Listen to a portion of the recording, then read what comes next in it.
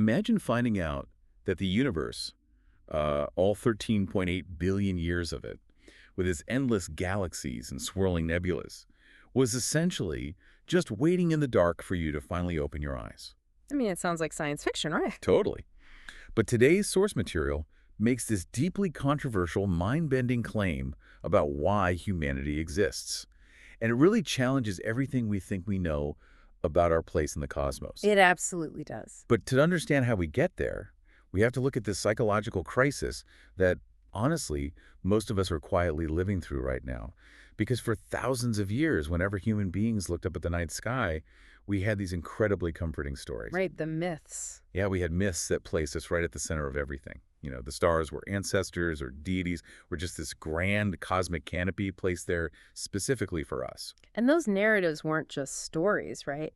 They provided a really vital psychological anchor. They told you exactly why you were here, why you had to endure hardships, and how you fit into this grand, deliberate design. It felt safe. Exactly. It was a very warm, very human-centric cosmos. You looked up, and the universe basically looked back with intention. Right. And then, well, the telescope comes along. Science happens. We start mapping things out. Yeah, we map the cosmos, which is this incredible triumph of the human intellect, obviously.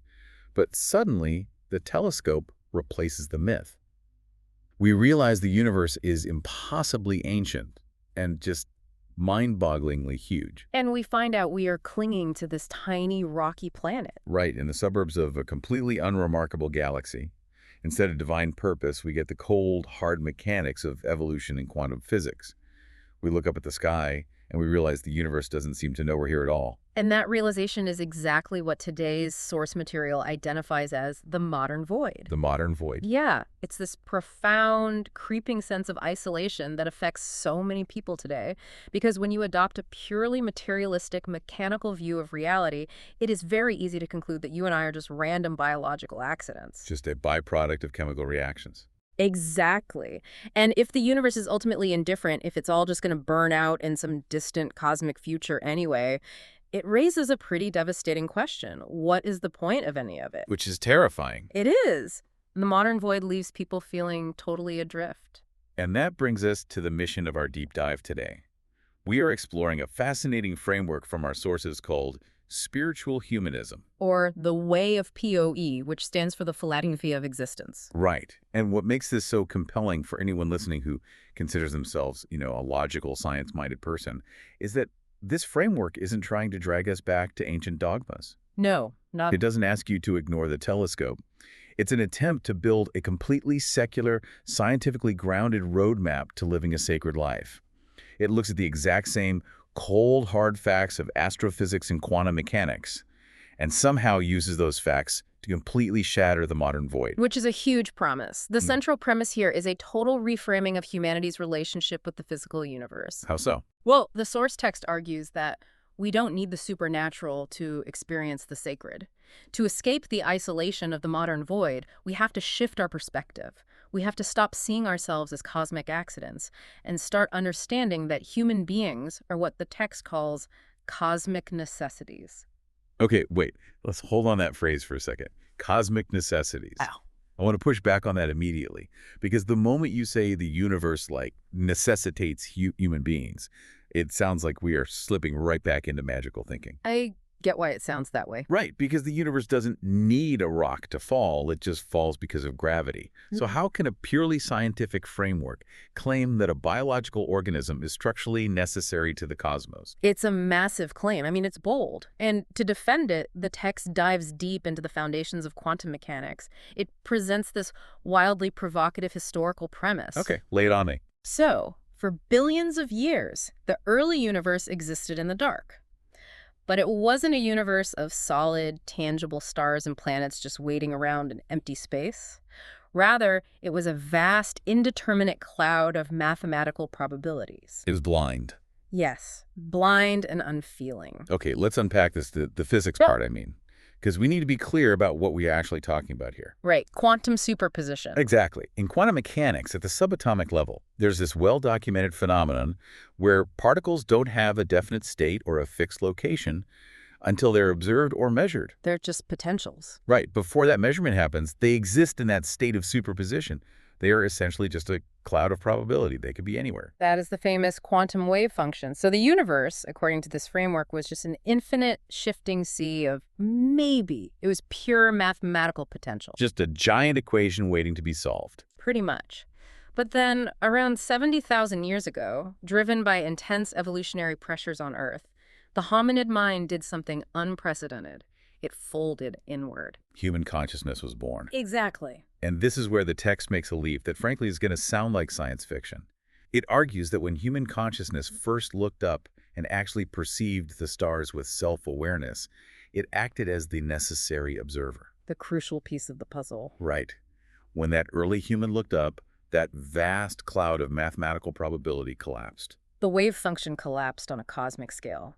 The universe crystallized from a state of shifting, fuzzy possibilities into absolute physical reality. So creation didn't happen all at once. Well, creation didn't just happen out there in the empty void 13.8 billion years ago.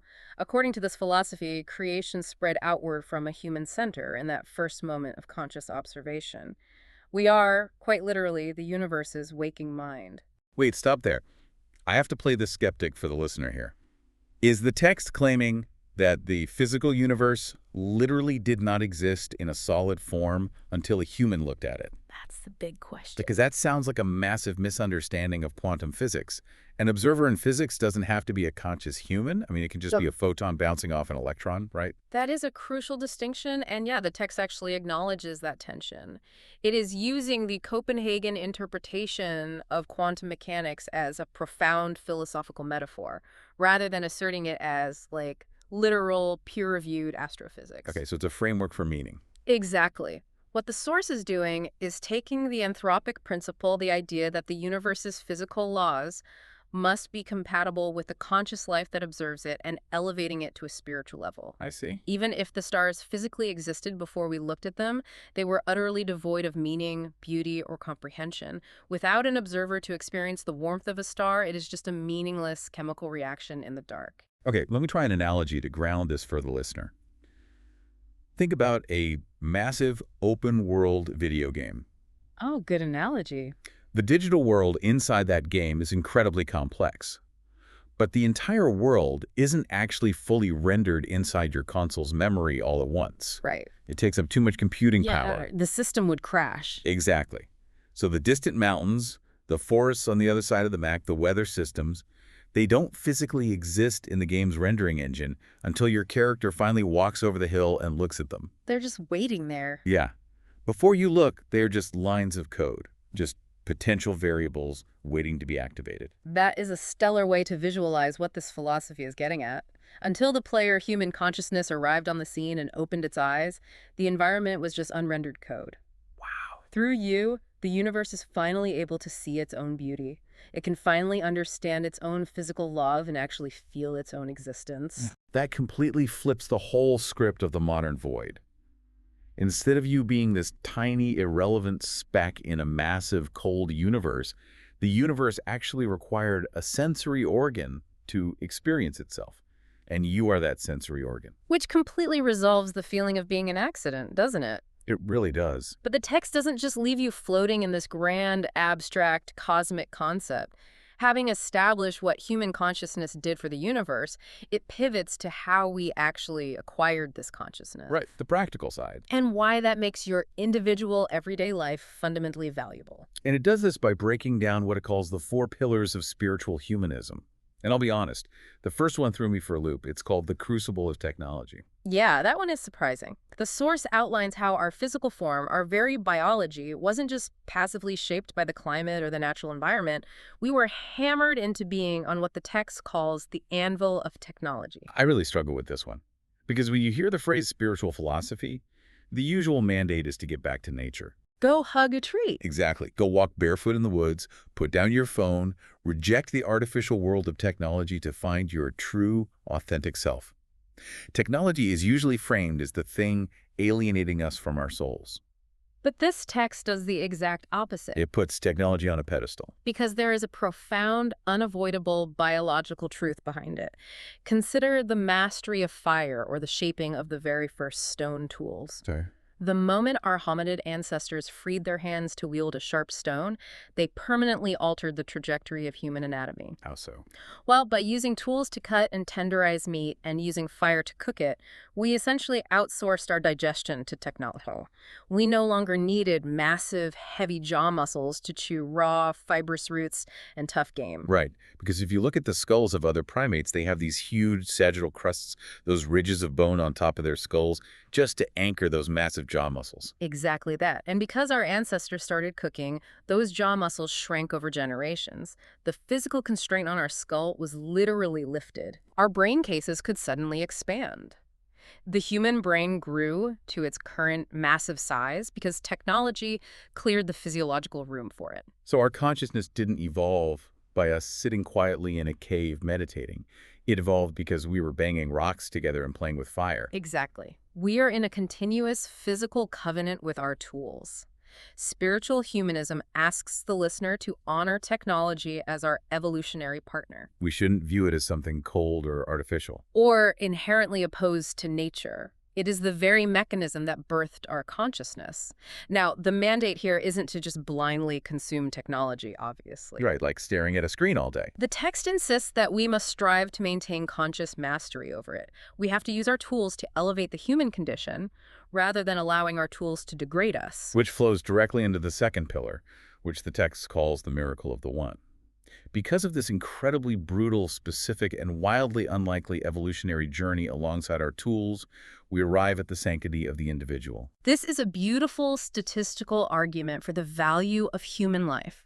The text asks you, the listener, to consider the sheer mathematical improbability of your specific existence. It is staggering when you actually trace it back. I mean, for you to be sitting here listening to this right now, every single one of your ancestors had to survive long enough to reproduce. Every single one. We are talking about an unbroken chain stretching back millions of years through ice ages, global famines, plagues, saber-toothed tigers, and world wars. If one ancestor 50,000 years ago tripped on a root and broke their ankle and didn't make it back to the cave, Yeah. well, the entire chain breaks. You do not exist. And it goes even deeper into the microscopic level. It's not just the lineage of survivors, it's the exact genetic collisions. Oh, true. Think about the specific shuffle of DNA from your parents at the exact fleeting moment of conception, the precise historical timing. The source asserts that if the universe were to run 1 trillion times over from the Big Bang, you would only happen once. You are a statistical impossibility. And the conclusion, the Way of POE draws from this statistical reality, is profound. Because you are an unrepeatable anomaly, every single human life is inherently mathematically sacred. We don't need a divine commandment to tell us that murder or cruelty is wrong. No. To harm another person is to extinguish the rarest phenomenon in nature. There is no backup copy of a human being. Conversely, to uplift someone, to protect them, is to preserve a miraculous light in a dark universe. Okay, let's take a breath and synthesize this. Well, we have a framework where human beings are structurally necessary to give the cosmos meaning. Yes. We were forged by this incredibly unique biological partnership with technology, and every single person is mathematically sacred. That is a massive amount of dignity to bestow on a person. It really is. But it begs a very practical question. What are we supposed to actually do with that dignity? So what does this all mean? How does this philosophy tell you to spend a random Tuesday afternoon? That is addressed in the final 2 pillars, starting with pillar 3. The great balance of entropy versus synergy. This is where the philosophy roots human ethics directly in the laws of thermodynamics. Getting life advice from thermodynamics. That's a new one. I know, but stick with me. If we zoom out to the laws governing reality, the fundamental rule of the physical universe is entropy. The drift toward disorder. Yes. Entropy is the inescapable, accelerating drift toward disorder, chaos, and decay. It is the reason stars eventually burn out and die. It's why mountains crumble to dust and why biological systems eventually fail. It's all winding down. The universe is inherently trying to disperse energy and reach a state of absolute stillness and disorder. That is the baseline reality of the cosmos. Let's bring this concept down to earth with a better visual than just, things decaying. Imagine you are on a beach, right? Okay, I'm there. And you spend hours building this incredibly elaborate sandcastle. You pack the sand, you carve the towers, you create a moat. Lots of work. Tons of work. But the moment you stop working, what happens? The wind starts blowing the edges away. The sun dries the sand out, making it brittle. And eventually, the tide comes in and washes the whole thing flat. It's gone. That natural, effortless return to a disorganized state, the flat beach that is entropy. The universe wants the beach to be flat. That is a perfect illustration. Entropy requires zero effort. Now, the counterforce to entropy, according to the text, is synergy. Synergy. Synergy is the creation of wholes that are greater than the sum of their parts. It is the act of taking disorganized matter or chaotic energy and intentionally organizing it into something complex, beautiful, and functional. So if entropy is the tide coming in to wash away the sandcastle, synergy is the sheer intentional human effort required to pack that wet sand into a towering spire in the first place. Yes. And the Way of POE states that humanity's sacred physical responsibility is to act as the universe's engines of synergy. Engines of synergy. Because we are the conscious center of reality, it is our job to push back against the tide of chaos. Every time you solve a complex mathematical equation, every time you build a bridge, every time you perform an act of deep compassion to heal a broken relationship, you are executing a localized rebellion against cosmic decay. So sweeping your kitchen floor or helping a friend through a crisis isn't just a chore. It is a localized rebellion against cosmic decay. Exactly. You are literally fighting the death of the universe in your own tiny, profound way. It infuses the most mundane, everyday actions with cosmic significance. But as we all know, we often fail at this, don't we? Oh, definitely. We don't always build sandcastles. Sometimes we are the ones kicking them down. We create chaos. Which brings us to the final pillar, pillar 4, agency over instinct. Because if we are supposedly the sacred engines of synergy, we have to address the elephant in the room. Human history is largely a catalog of war, greed, tribalism, and cruelty. It is a messy record. If we are meant to create order, why do we cause so much suffering? The source attributes this suffering to what it calls our blind spot. Let's go back to pillar 1, where we were forged on the anvil of evolution. That brutal evolutionary process kept us alive, but it left us with serious baggage. Right. We carry ancient biological instincts. The text refers to them as fixed action patterns left over from our animal past. These are mechanical reactions. Let's make this tangible for the listener. When you're in traffic and someone cuts you off, and you feel that immediate explosive surge of road rage, that isn't a rational choice, is it? Not at all. That is a territorial defense mechanism kicking in. When resources feel scarce, we naturally want to hoard. That's greed. When we encounter people outside our social or cultural group, we often feel suspicion or hostility. That's the survival mechanism of tribalism. It's all hardwired. The text is arguing that this isn't evil in a supernatural demonic sense. It's just ancient software running in a modern world. It is a state of biological sleep. Much of human suffering comes from blindly following these deeply ingrained evolutionary scripts. We're just reacting. Exactly. The obstacle to creating synergy isn't some outside force. It is our own mechanical animal nature. To truly awaken, as the framework calls it, we must recognize these fixed action patterns for what they are.